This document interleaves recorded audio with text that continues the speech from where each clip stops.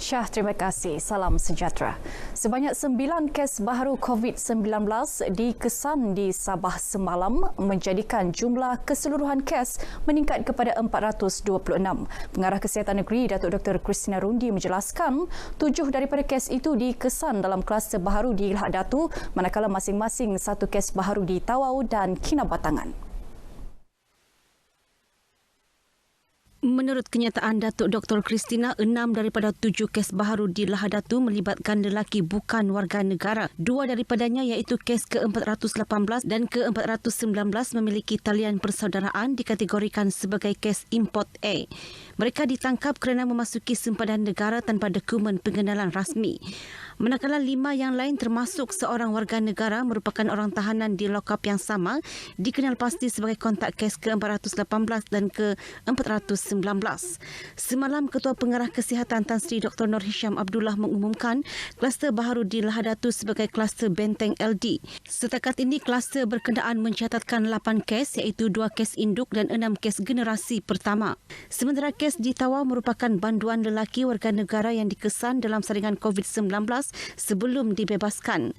Kes di Kinabatangan pula merupakan seorang wanita warga negara yang dikesan positif COVID-19 semasa saringan jangkitan pernafasan akut teruk sari di Hospital Lahad Datu. Menurut Datuk Dr. Christina, Jabatan Kesihatan Negeri telah mengenal pasti kesemua kontak pesakit yang perlu menjalani ujian saringan COVID-19. Perkembangan wabak kolera di Sabah. Daerah Semporna terus mencatatkan peningkatan jumlah kes kolera semalam dengan 2 lagi kes baharu melibatkan kes tidak bergejala. Pertambahan 2 kes itu menjadikan jumlah keseluruhan kes kolera di Sabah meningkat kepada 114 melibatkan 75 bergejala dan 39 tidak bergejala. Menurut infografik Pengarah Kesihatan Negeri Sabah, Datuk Dr. Christina Rundi, sebanyak 11 daerah merekodkan kes kolera dengan sempurna mencatatkan jumlah kes tertinggi iaitu 69 kes, diikuti Kota Kinabalu 17, Kunak 10, Tawau 5, Beaufort 4, Putatan 3, sementara Tuaran, Pinampang, Sipitang dan Lahad Datu masing-masing mencatat 1 kes. Sementara itu sebanyak 15 kes baharu wabak denggi direkodkan semalam di 8 daerah di negeri ini menjadikan jumlah keseluruhan kes denggi di Sabah meningkat kepada 3,304 kes. Kes baharu berkenaan dicatat di Semporna 4 kes, Tawau dan Keningau masing-masing 3 kes, sementara Kota Kinabalu, Sandakan, Lahad Datu, Kinabatangan, Pinampang masing-masing mencatatkan 1 kes baharu. 5 daerah merekodkan jumlah kes denggi melebihi 300 dengan Kota Kinabalu kekal mencatatkan jumlah kes tertinggi iaitu 838 kes, diikuti Tawau 502, Sandakan 466, Semporna 454 dan Lahad Datu 336 kes. Setakat ini 14 kematian direkodkan akibat denggi di Sabah. Ketabahan dan kesungguhan penduduk Kampung Tomis Lamatuaran mengusahakan tanah mereka dengan tanaman nenas tanah tinggi membuahkan hasil pendapatan hingga mencecah ribuan ringgit sebulan. Kampung berkenaan turut dikenali dengan kemudahan inap desa menarik serta pusat rekreasi semula jadi dan sukan lasak.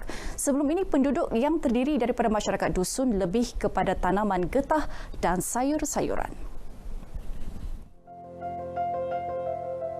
Antara penduduk yang giat mengusahakan nenas tanah tinggi di Kampung Tomis Lama ialah Nixon Doni, 42 tahun. Dia mengusahakannya di tanah milik keluarganya seluas 1.21 hektar dengan modal permulaan RM3,000 termasuk kos pembelian anak pokok nenas. Dengan keluasan tanah berkenaan secara keseluruhan 12 hingga 15,000 pokok nenas dapat ditanam. Nixon berupaya menjana pendapatan hingga RM5,000 sebulan. Pasaran nenas memang menggalakkan dan sangat lumayan. Bagi kami memang sudah lumayan dalam 1 kilo, dalam RM2 dalam 1 kilo. Tetapi pada masa ini ia agak merundum sebab inilah masalah dia. Ini penyakit ataupun COVID-19 ini. Sekarang pemborong mengambil di kebun kami hanya RM1 1 kilo sahaja.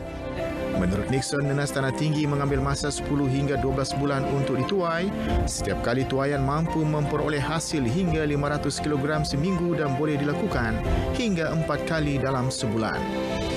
Pasar nenas Tanah Tinggi Kampung Tomis Lama Kilu bukan hanya di sekitar Ranau, Kota Kinabalu, malah Sandakan, Tawau dan Semporna sehingga negara Brunei Darussalam.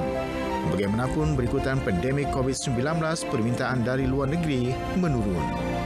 Meskipun berdepan cabaran, Nixon tidak patah semangat, sebaliknya bertekad dan terus mengusahakannya sendiri untuk mengelak kebergantungan tenaga buruh dari luar kampung berkenaan. Kami akan terus mengusahakan tanaman nanas ini sebab inilah kehidupan kami dan inilah sumber rezeki kami, dan kami berharap dapat perhatianlah pihak-pihak yang tertentu untuk membantu kami untuk terus maju. Faktor pemilikan tanah dan pendapatan lumayan menguatkan semangat Nixon serta penduduk di kampungnya termasuk golongan generasi muda untuk terus berbakti kepada tanah dan menyebabkan mereka tidak berminat berhijrah keluar daerah untuk mencari pekerjaan. Bak kata pepatah, berbudi kepada tanah pasti dapat hasilnya. Baik, sekian berita dari Sabah petang ini dan saudara jangan abaikan norma baharu, sentiasa patuhi SOP, pandemik COVID-19 belum berakhir. Dengan itu kita kembali semula bersama Syah di Angkasa Puri. Silakan. Baik, terima kasih.